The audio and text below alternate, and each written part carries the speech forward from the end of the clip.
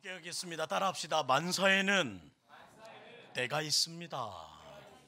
만사에는 때가 있습니다. 오늘의 설교 제목으로 함께 본문과 은혜를 나누고자 합니다.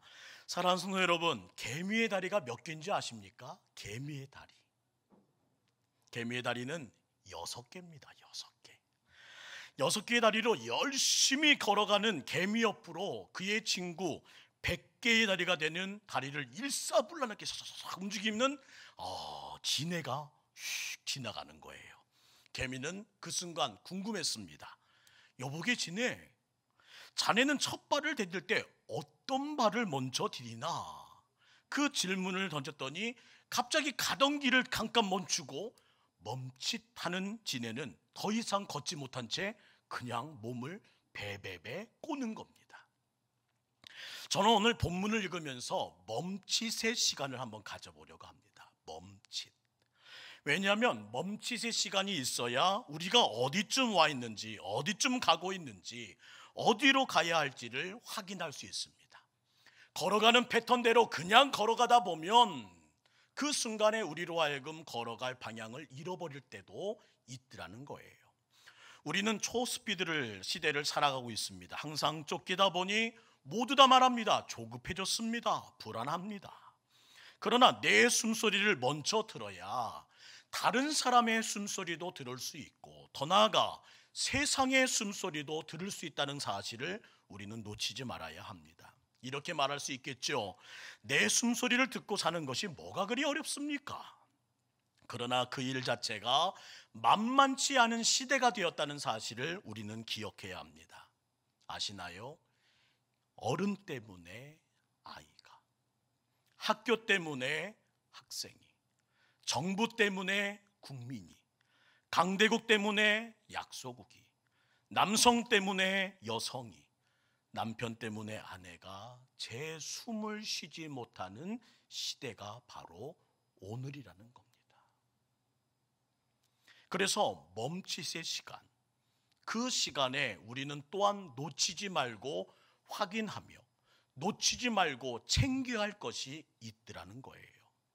커지려고 하고 높아지려고 하고 빨라지려고 하는 이 시대가 반대로 작게, 낮게, 느리게라는 말을 사용하는 것은 참으로 역설인 줄 압니다. 그러나 그렇지 않으면 끝까지 달려갈 수 없다는 사실 역시 우리는 부인할 수 없으며 놓쳐서는 안 된다는 거예요. 작게, 낮게, 느리게라는 지혜가 필요한 때 바로 오늘이라는 겁니다. 금방 해결될 것만 같았던 코로나 증상이 또한 이 종식들이 깜깜이 감염으로 멈칫, 갑작스런 연락 채널 차단으로 대북 정책도 멈칫, 백인 경찰로 격발된 인종 갈등으로 멈칫, 원구성의 불발로 일하겠다던 21대 국회도 멈칫, 취업자 감소와 실업률 최대, 그 모든 역대 최대라는 것을 가르치며 멈칫, 묻지마 폭력으로 멈칫, 예상치 못한 일들로 매일매일 멈칫하는 오늘 이때에 우리는 숨 고르기를 하는 지혜가 필요하며, 그 지혜를 통해 다시 한번 이 때가 어찌 흘러가야 될지를 만사의 때를 물으면서 지혜롭게 걸음을 옮겨야 된다는 겁니다. 저는 오늘 성도님들과 함께 오늘의 말씀을 통해서 멈칫의 시간에 숨 고르기를 좀 하려고 합니다. 따라합시다. 시작. 너무나 달려오는데 힘드셨어요. 숨 고르기 좀 하자고요. 한 번 더요. 평생을 열심히 달려왔습니다. 평생을 힘껏 달려왔습니다. 평생을 전심전력하여 오늘에 이르렀습니다. 그리고 오늘은 멈칫하는 이때에 숨 한 번 고르고 어떻게 나가야 될지를 함께 생각해 보자는 거예요. 시편 13편은 짧은 시입니다. 그리고 그 내용은 다윗의 멈칫의 시간을 담고 있습니다. 마치 다윗의 숨소리를 고르는 시처럼 저에게 다가왔어요. 1절과 2절 말씀 함께 읽을까요? 시작. 여호와여, 어느 때까지니까 나를 영원히 잊으시나이까? 주의 얼굴을 나에게서 어느 때까지 숨기시겠나이까? 나의 영혼이 번민하고 종일토록 마음에 근심하기를 어느 때까지 하오며 내 원수가 나를 치며 자랑하기를 어느 때까지 하리이까? 어느 때까지요? 그가 달려가던 모든 순간을 멈칫하게 하는 시간이 다가왔습니다.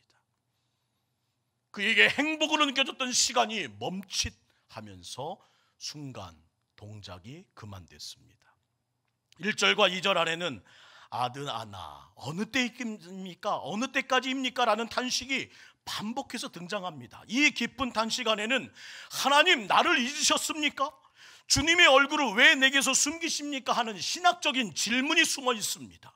하나님 내가 어느 때까지 갈등하고 고민해야 합니까? 라는 인간학적인 고민이 숨어 있습니다. 하나님 비웃는 꼴을 언제까지 참아야 합니까? 하나님의 능력 있음을 왜 감추고 계시나요? 하는 사회학적인 질문이 담겨져 있습니다. 답답한 외침은 수시로 성경에 등장했습니다.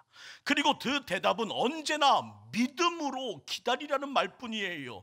그렇게 끝나는 성경입니다. 아이고 주님, 우리가 기도가 응답되지 않고 하나님께서 날 떠나 멀리 계신 것 같은 경험이 반복됩니다. 고난을 주십니다. 가끔은 모습을 숨기신 채 그 같은 상황이 이어집니다. 영적인 모든 느낌이 사라졌고 부르짖어도 아무 응답도 느낌도 변화도 없습니다. 버린 것 같은 허탈감, 아무것도 할 수 없는 무능함, 그것이 우리를 지금 짓누르고 있습니다.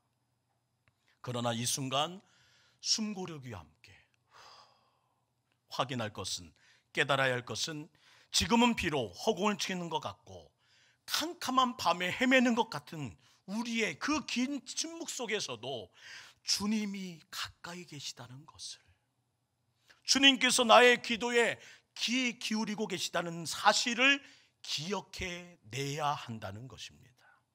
다윗도 여호와여 어느 때까지입니까? 라는 이 질문을 통해 4번이나 반복하며 극심한 고통 속에 번민과 근심에 빠진 이때 다른 어떤 것보다 그의 마음이 서서히 조여오는 두려움을 발견합니다. 그것이 무엇입니까?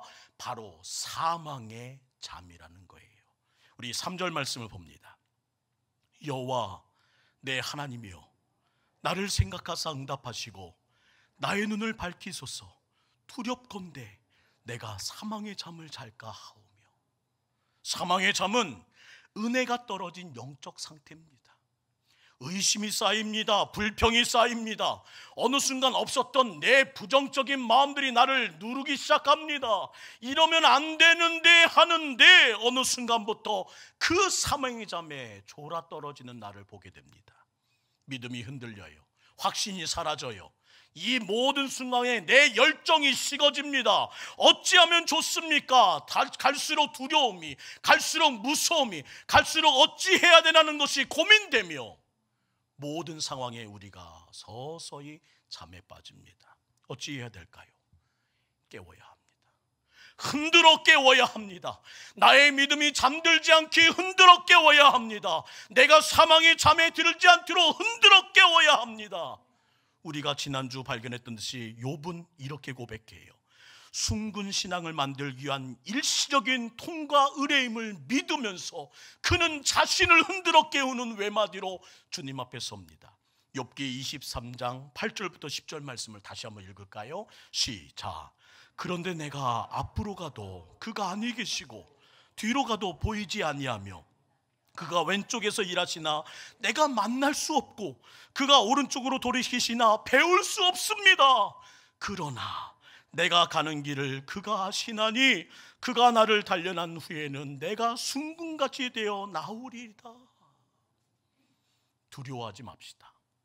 멈칫이란 이 시간에 우리들은 다시 숨 고르기를 해야 합니다. 따라합시다. 만사에는 때가 있어요. 지금은 잠시 숨을 고를 때입니다. 오히려 이 연단의 때에 더욱 예배를 가까이 하고 더욱 말씀을 붙들고 더욱 기도로 무장하고 은혜의 자리를 이탈하지 말며 숨 고르기를 해야 합니다. 성도에게 주어진 이 자리를 쉽게 이탈하고 그 모든 자리에서 떠나버리는 것은 청소년이 탈선하는 것과 같은 것이라는 것을 잊지 마시고, 저는 하나님이 주신 이때의 영적 싸움이라면 후퇴하지 말고 기뻐하는 여러분의 거룩한 모습으로 다시 한번 시작하는 영광으로 하나님의 기쁨 되는 여러분 되기를 주의 이름으로 축원합니다. 4절에서 그는 그의 두려움을 이렇게 말합니다. 4절 함께 했습니다. 두렵건대 나의 원수가 이르기를 내가 그를 이겼다 할까 하며 내가 흔들릴 때에 나의 대적들이 기뻐할까 합니다. 주여, 원수들이 이겼노라 뽐낼 것입니다. 적들은 기뻐하며 날뛸 것입니다. 저는 이렇게 넘어져서는 안 되는 인생 아닙니까? 저는 하나님의 자녀 아닙니까? 이곳은 주님이 지키시는 교회 아닙니까? 이 대한민국 주님께서 여기까지 만세 외치며 이끄신 나라 아닙니까? 반드시 이겨내게 주옵소서. 주여, 반드시 이때를 이겨내게 해 주옵소서. 이것이 오늘 대단히 중요한 기도임을 잊지 마시고 여러분이 이 기도를 놓치지 않는 우리가 되기를 소망합니다. 따라합시다. 주여, 반드시 이겨내게 하옵소서. 이 위기의 때에 이겨내야 합니다. 오늘날 기독교는 믿지 않는 사람들의 비난이 대상이 되고 있습니다. 지금의 교회는 세상으로부터 손가락질 받고 있습니다. 그 잘못을 빌미로 하나님마저도 비난을 당하고 있습니다. 주여, 원수들이 이겨노라 뽐낼 것입니다. 적들은 기뻐하며 날뛸 것입니다. 안 됩니다. 우리가 이겨내는 모습을 증명해 보여 이겨내는 모습을 그들에게 보임을 통해서 하나님의 살아계심을 증거하겠나이다. 이렇게 영적 승리하기 위하여, 승리하게 위하여 그는, 다윗은 오늘 어떻게 하라고 우리에게 말합니까? 5절 말씀입니다. 나는 오직 주의 사랑을 의지하여 싸우니 나의 마음은 주의 구원을 기뻐하리이다. 첫째, 영적 승리를 이때에 다시 강해지기 위해서는 첫째, 오직 주의 사랑을 의지해야 합니다. 따라합시다. 의지하자. 어떻게 극심한 고난 중에서도 다윗은 늘 찬송을 가능했습니까? 오직 나는 주의 사랑을 의지합니다. 그가 늘 주의 사랑을 의지했기에 고난 중에서도 찬송하는 자로, 환난 중에서도 찬양하는 자로, 하나님의 마음에 합한 자로 기억됐음을 잊지 않는 우리 되기를 주의 이름으로 축원합니다. 어제도 피알라의 산성이 되셨던 주님이 오늘도 여전히 성벽 위에서 동일한 주의 미소를 짓고 있는 이나 나는 떨지 않습니다. 나는 무서워하지 않습니다. 하나님을 의지하며 달려갑니다. 그것이 바로 다윗의 믿음이었다는 거예요. 고난 중에도 주의 사랑을 의지하고 믿으면 그 믿음 때문에 사단에게 강력한 카운터 펀치를 날리는 셈이 되는 것을 잊지 마시고, 여러분 두려워 떨지 마시고 위축되지 마시고 강하고 담대함으로 하나님을 바라보며 그 신뢰함으로 악한 영에게, 병마에게, 바이러스에게 카운터 펀치를 날리는 우리 교회 되기를 주의 이름으로 축원합니다. 우리는 반드시 이때 KO승으로 이겨야 합니다. 반드시 이겨내야 합니다. 따라합시다. 이기고 이기자. 이것이 우리의 각오가 되어야 합니다. 그때 하나님을 의지하고 믿고 나가는 우리를 통해 그 일을 완성하실 줄 믿습니다. 둘째, 주의 구원을 기뻐해야 합니다. 후반절에 이렇게 말했지요. 나의 마음은 주의 구원을 기뻐하리이다. 다윗은 이 시를 쓸 때만 해도 아직 주의 구원이 임하지 않았습니다. 하지만 다윗은 소망을 가지고 앞으로 주어질 주의 구원을 기뻐하며 바랄 수 없는 중에도 바라고 믿는 믿음으로 걸음을 내딛습니다. 성도는 이미 영생이란 큰 구원을 받은 존재라는 사실을 잊지 마십시오. 하나님이 우리 모두와 세상 끝날까지 함께 하신 것을 약속하고 예언하시고 예약하셨음을, 우리 모두에게 하나님의 거룩한 은혜로 지켜주실 것을 하나님은 선언하셨음을 잊지 마시고, 여러분의 가슴에 있는 그 구원의 확신으로 여러분의 기쁨을 잃지 마시고 하나님의 거룩한 은혜 안에서 기뻐함으로 찬양하는 여러분 되기를 주의 이름으로 축원합니다. 셋째, 그 마음을 가지고 믿음과 그 신뢰를 가지고 주님을 찬양했다는 겁니다. 6절을 함께 읽습니다. 시작. 내가 여호와를 찬송하리니 이는 주께서 내게 은덕을 베푸심이로다. 내가 여호와를 찬송하리라. 그 고백은 1절 우리가 읽었던 말씀처럼 어느 때까지입니까? 라는 이 고백과는 180도 달라진 고백입니다. 어제는 탄식했습니다. 그러나 오늘은 찬송입니다. 어제는 근심했습니다. 오늘은 염려하지 않습니다. 그 이유가 무엇입니까? 주님이 내게 주신 믿음을 가지고 나는 의지했습니다. 오늘 내 모든 눈에 보이는 것을 바라보지 않고 기뻐하기로 결정했습니다. 그리고 입을 열어 찬송을 시작합니다. 숨을 고르시기 난 다음에 우리가 할 것은 무엇입니까? 찬양하는 겁니다.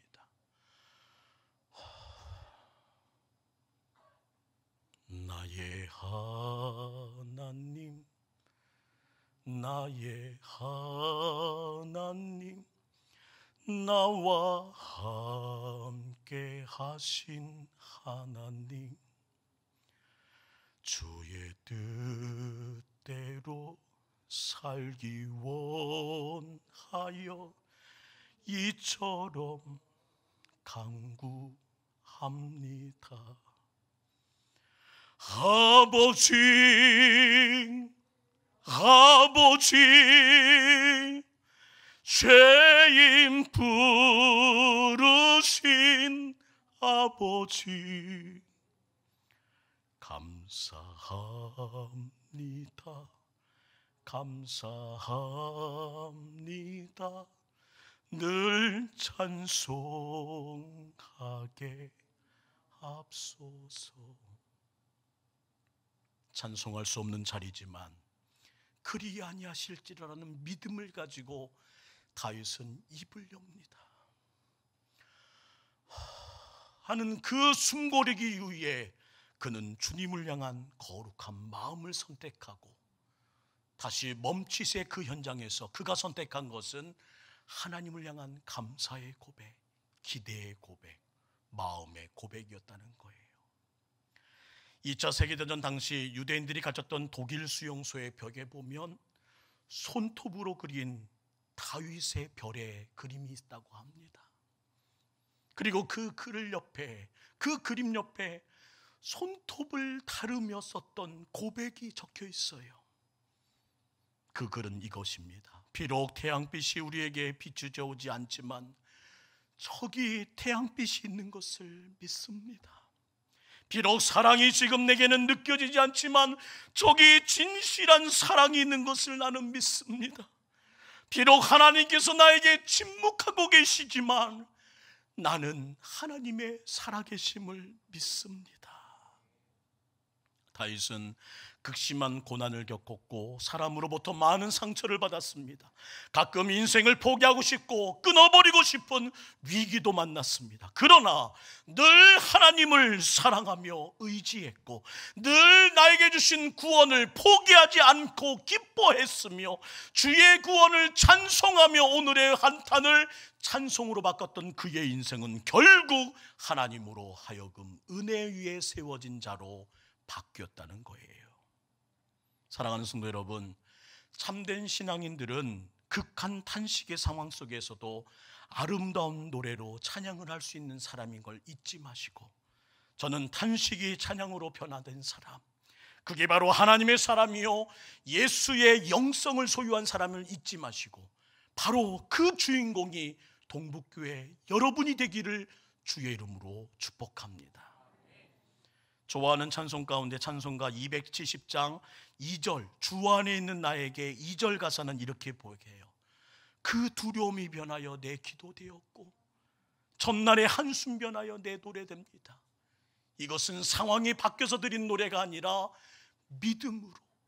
믿음으로 드린 고백이었던 걸 잊지 마시고 오늘 이 가사를 한번 통해서 한번 읽어볼까요? 들어볼까요? 주 안에 있는 나에게 우리 2절 가사 한번 함께 불러보겠습니다.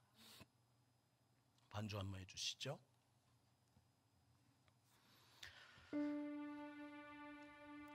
주님의 사랑을 의지하고 주의 구원을 기뻐하고 그 은혜를 찬송합니다. 그 두려움이 변하여 내 기도 되었고 전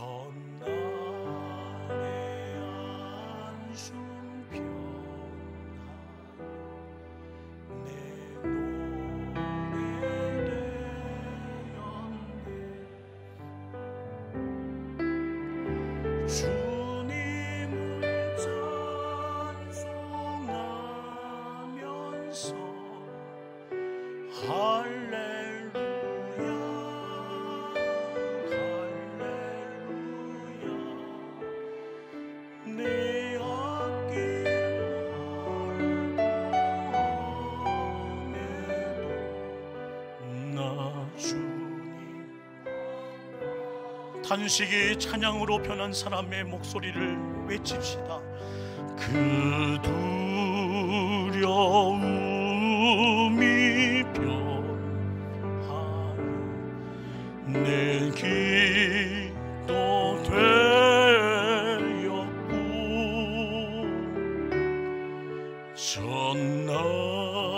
전날의 안숨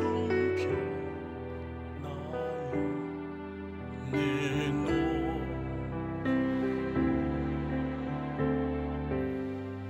주님만 찬송하며 주님을 찬송하면서 할렐루야 할렐루야. 내 앞길 멀고 험해도 내 앞길 멀고 험해도 나 주님만 따라.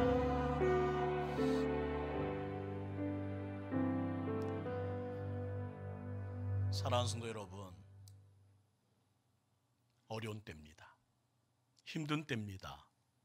그러나 기억하세요. 만사에는 때가 있습니다. 하나님의 때가 있습니다.